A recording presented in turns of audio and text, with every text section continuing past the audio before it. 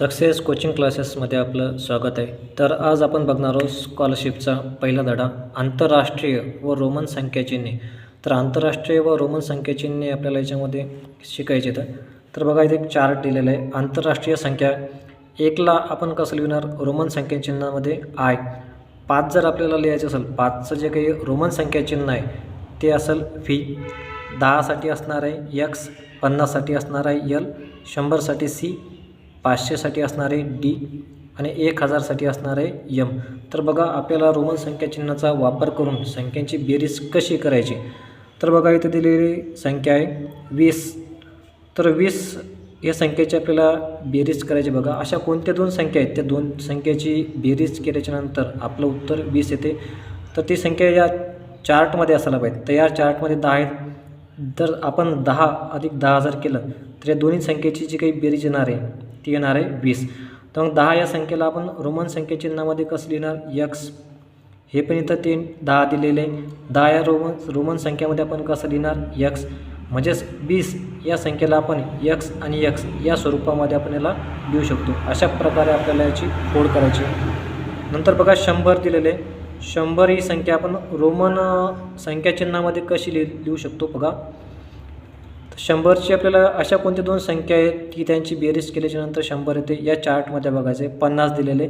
जर आपण 50 अधिक 50 या दोन संख्येची जर बेरीज केली तर आपलं उत्तर हे 100 येते. 50ला आपण रोमन संख्याचिन्हामध्ये कसं लिहिणार? यल. परत हे जे 50 आहे याला पण आपण यल यामध्ये लिहिणार. म्हणजे 100 या संख्येला आपण रोमन संख्याचिन्हामध्ये यल आणि यल या स्वरूपामध्ये आपण याला लिहू शकतो. ठीक आहे. तर आता आपण बघूया स्वाध्याय 1.1 हे बघूयात.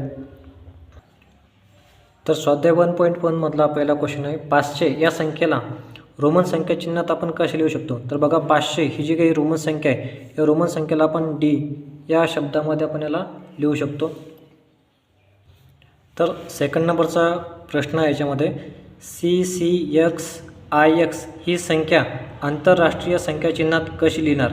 तर CCXIX ही जी संख्या आहे ही आपल्याला आंतरराष्ट्रीय संख्याचिन्हामध्ये लिहायची.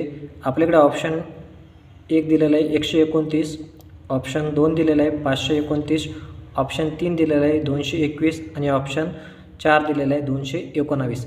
तर बघा आपल्याला सॉल्व करायचं आहे. काय दिलेलं आहे आपल्याला? CCXIX.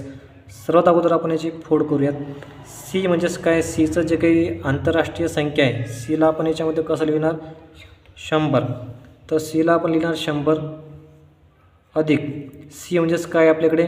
100 अधिक एक्स म्हणजेच काय दिलेले याच्यामध्ये आंतरराष्ट्रीय संख्या 10 अधिक IX म्हणजेच काय असतो आपला 9. आता या सर्व अंकांची जर आपण बेरीज केली तर बघा किती होते? 100 अधिक 100 होतात 200, 200 अधिक 10 होतात 210, 210 अधिक 9 होतात 219. तर आपलं उत्तर येणार याच्यामध्ये 219, ऑप्शन नंबर 4. नेक्स्ट क्वेश्चन याच्यामध्ये 3 XXXIX अधिक VIII इज गोष्ट किती? असा प्रश्न आपल्याला विचारलेला आहे. तर बघा सर्वात अगोदर आपण याची फोड करूया. XXXIX अधिक VIII दिलेलं याच्यामध्ये. तर बघा एक्स म्हणजेच काय याच्यामध्ये दिलेला 10 अधिक एक्स म्हणजेच 10 अधिक हा एक्स म्हणजेच काय होतो 10 अधिक IX म्हणजेच काय असतो 9 अधिक दिलेलं आहे. आता इथं काय बघा, जर हे 5 असतील याच्या पुढं जर आपण एखादा डिजिट जर लिहिला असेल, उजव्या साईडला जर एखादा अंक जर आपण लिहित असेल तर तो त्याच्यामध्ये काय करतो? प्लस होतो, म्हणजे ॲड करतो आपण. किंवा आणि जर ह्याच्या अगोदर जर आपण एखादा डिजिट लिहित असेल तर तो या 5मधून काय करायचा? मायनस करायचा. समजा हे 5 येतात, हा 1 आहे, 5 - 1 इज गोष्ट होतात 4. आणि जर आपण हे 5 आहेत, या 5च्या उजव्या साईडला जर आपण एखादा अंक जर लिहिला असेल तर तो 5मध्ये काय होतो?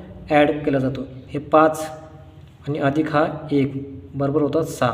तसं इथं दिलेले 5 आणि या 5मध्ये 3 ॲड केलेले तर 5 आणि 3 होतात त्याच्यामध्ये 8.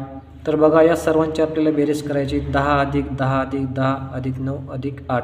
10 आणि 10 होतात 20, 20 अधिक 10 30, 30 आणि 9 39 आणि 39 अधिक 8 होतात आपलं उत्तर येते 47. तर ऑप्शन नंबर सेकंड नंबरचं उत्तर आपल्या याच्यामध्ये यायला पाहिजे. आता बघा स्वाध्याय 1.2 याच्यामधला पहिला नंतरचा क्वेश्चन आपल्याला दिलेला आहे. बघा स्वाध्याय 1.2 मधला अतिशय इम्पॉर्टंट क्वेश्चन आहे, महत्त्वाचा प्रश्न आहे, नेहमी ह्या परीक्षेमध्ये विचारला जातो. M/D गुणिले C यांना सरळ रूप द्या असा प्रश्न आपल्याला विचारलेला आहे. ऑप्शन सी डी 2 नंबरचे ऑप्शन दिलेले आहे डी, 3 नंबरचं ऑप्शन आपल्याला दिलेलं आहे L, 4 नंबरचं ऑप्शन आपल्याला दिलेलं आहे डबल C. तर बघा आता M/D गुणिले C याला आपल्याला सरळ रूप द्यायचं आहे. तर बघा सर्वात अगोदर आपल्याला M याची जी किंमत आहे आंतरराष्ट्रीय संख्या आहे हे चार्टमधून टाकून आपल्याला पुट करायची. Mची जी काही आंतरराष्ट्रीय संख्या आहे ती आहे 1000 भागिला Dची जी काही आंतरराष्ट्रीय संख्या आहे ती आहे 500 गुणिला Cची जी काही आंतरराष्ट्रीय संख्या दिलेली आहे ती आहे 100. आता हे आपल्याला याला सरळ रूप द्यायचं आहे, हे सोडवायचं आपल्याला. हे 2 झिरो कॅन्सल होतील. आता या 5नं या 1000ला आपल्याला काय करायचं आहे भागाकार द्यायचा आहे.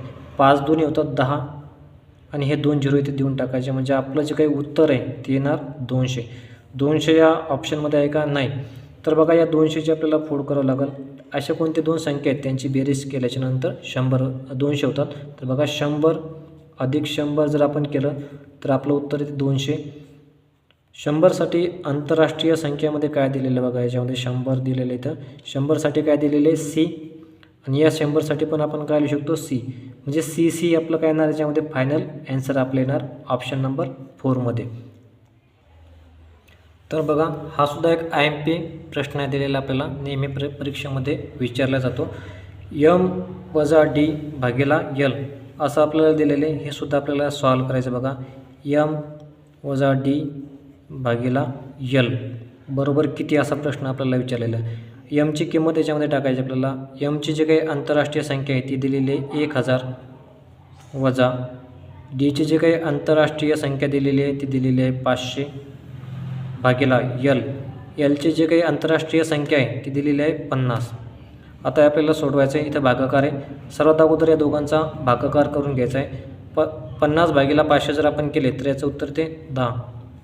नंतर दिलेले 1000 वजा 1000मधून 10 जर आपण वजा केले तर आपलं जे काही उत्तर आहे ते आपलं उत्तर ते 990, म्हणजे ऑप्शन नंबर 4. अशा प्रकारे आपला स्वाध्याय क्रमांक 1.2 हा पूर्ण झालेला आहे. याच्यामधला एक शेवटचा क्वेश्चन आपण बघणार आहोत.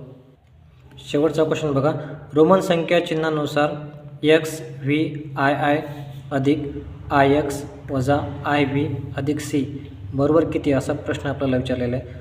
तर सर्वात अगोदर दिलेलं इक्वेशन जसे तसं लिहिणार. XVII अधिक IX वजा IV अधिक C बरोबर किती असा प्रश्न आपल्याला विचारलेला आहे. तर बघा X म्हणजेच काय होतो 10, VII म्हणजेच काय होतं, V म्हणजेच काय 5 आणि त्याच्यात 2 ॲड केले म्हणजे 7 अधिक IX होतो 9 वजा IV म्हणजेच होते 4 अधिक C म्हणजेच काय दिलेले बघा, याच्यामध्ये C म्हणजेच काय दिलेले 100. तर बघा याच्यामध्ये काय होणार 10 अधिक 7 17, 17 9 याच्यामध्ये होतात 26 वजा 4 अधिक 100. याचं जर आपण उत्तर काढलं तर आपलं उत्तर येणार याच्यामध्ये 122. तर ऑप्शन नंबर सेकंड. या सर्वांची बेरीज केल्याच्यानंतर आपल्याला 122 हे उत्तर मिळालं. तर अशा प्रकारे आपण स्वाध्याय 1.2 हा सोडवलेला आहे. याच्यानंतर आपण सेकंड नंबरचा चॅप्टर बघणार आहोत, 10 अंकापर्यंतच्या संख्याचे वाचन व लेखन.